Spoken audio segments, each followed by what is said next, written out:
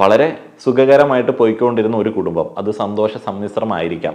ആ ഒരു രീതിയിൽ പോയിക്കൊണ്ടിരുന്ന ഒരു കുടുംബം ആളുകളുടെ മുൻപിലേക്ക് കാണിച്ചു കൊടുക്കുന്ന സമയത്ത് ഈ പ്രേക്ഷകർ പറയുന്നത് പോലെ ഇവർക്ക് അങ്ങോട്ടും ഇങ്ങോട്ടും ബിഹേവ് ചെയ്യേണ്ടി വരും.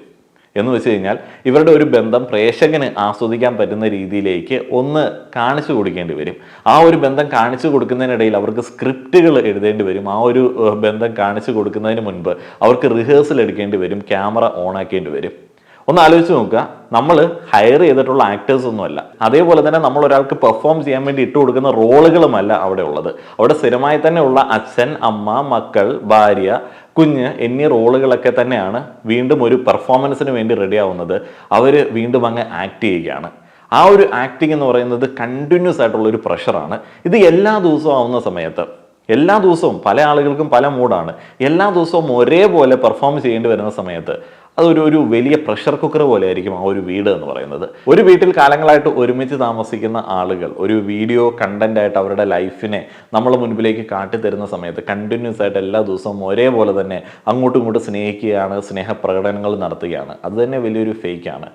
നമ്മളൊക്കെ ഓരോ കുടുംബത്തിൻ്റെയൊക്കെ ഭാഗമായിട്ടുള്ള ആളുകളാണ്. ഓരോ ദിവസം ഓരോ മൂഡാണ്.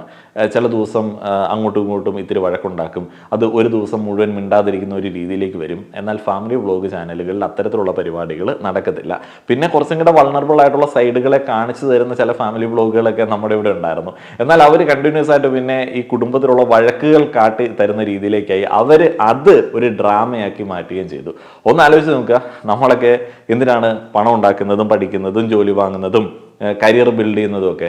സന്തോഷവും സമാധാനവുമായിട്ട് കുടുംബത്ത് കുറച്ച് സമയം വന്നിരിക്കാൻ വേണ്ടിയാണ്. ആ ഒരു സന്തോഷവും സമാധാനവുമായിട്ട് മനുഷ്യൻ റെസ്റ്റ് എടുക്കാനായിട്ട് ഉദ്ദേശിക്കുന്ന കുടുംബ ആ ഒരു ആംബിയൻസിനെ നമ്മൾ വരുമാന മാർഗമാക്കി കഴിഞ്ഞാൽ നമ്മൾ പിന്നെ ഈ സമാധാനത്തിനും സന്തോഷത്തിനും എങ്ങടേക്ക് പോകും?